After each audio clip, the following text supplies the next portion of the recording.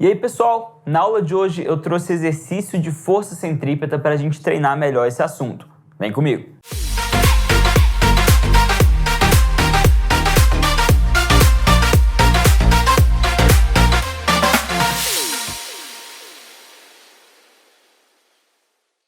Então pessoal, na aula de hoje eu trouxe um exercício de força centrípeta para que a gente treine os conceitos da última aula. Esse exercício é da PUC de São Paulo e diz o seguinte: um automóvel percorre uma curva circular e horizontal de raio 50 metros a 54 km por hora. Adote gravidade igual a 10 metros por segundo ao quadrado.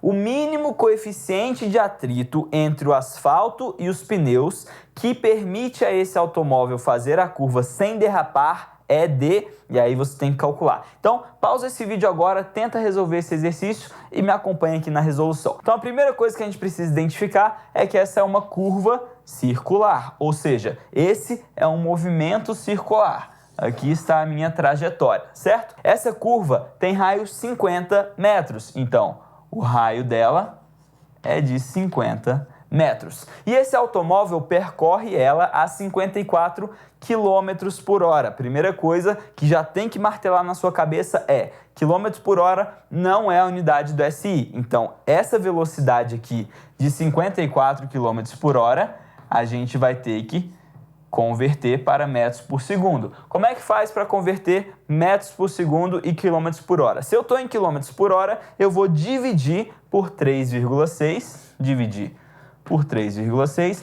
para achar a minha velocidade em metros por segundo. Se você fizer a conta, você vai ver que isso aqui dá exatamente 15 metros por segundo, ok? Então, velocidade 15 metros por segundo. O que a gente tem além disso? A gravidade é 10, tá? E ele quer o coeficiente de atrito entre o asfalto e os pneus. Por quê? O que acontece? Quando um carro faz a curva, por que ele desliza ou não desliza? Por causa do atrito entre o asfalto e o pneu. E se isso é uma trajetória circular, é exatamente essa força de atrito que vai fazer com que o carro fique preso no movimento circular. E aí, se você lembrar então da última aula, a gente sabe que essa força que prende algum objeto a uma trajetória circular é exatamente a força centrípeta. Então, no nosso caso desse exercício, o que você precisaria identificar é que a minha força centrípeta é igual à minha força de atrito, FAT, ok? Bom, as fórmulas a gente já tratou em outras aulas, então você sabe que a força centrípeta é M vezes V ao quadrado sobre R, e a força de atrito é a normal vezes o meu coeficiente de atrito. O coeficiente de atrito é exatamente quem ele quer, certo? Como ele falou que isso aqui é uma curva horizontal, a gente vai ter que a força normal da minha força de atrito é igual ao peso desse automóvel. E peso a gente sabe que é massa vezes a gravidade, tá bom? Então, só reescrevendo isso aqui, em vez de eu colocar normal, eu vou colocar mg, tá? Que é o peso, vezes o coeficiente de atrito, ok? Então, você percebe que eu tenho a massa multiplicando aqui desse lado e a massa multiplicando aqui desse lado também. O que eu posso fazer? Cortar ela, porque eu tenho dos dois lados da minha equação, certo? Então, o que sobra? Sobra que a velocidade ao quadrado sobre o raio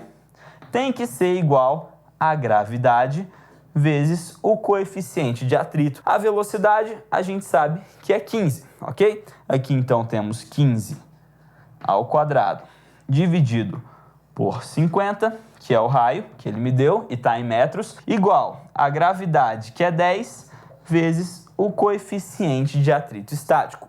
15 ao quadrado é 225. 225 dividido por 50 é 4,5. Então, 10 vezes o coeficiente de atrito é igual a 4,5. Se eu passo o 10 dividindo isso ainda, eu tenho que o meu coeficiente de atrito vale 0,45.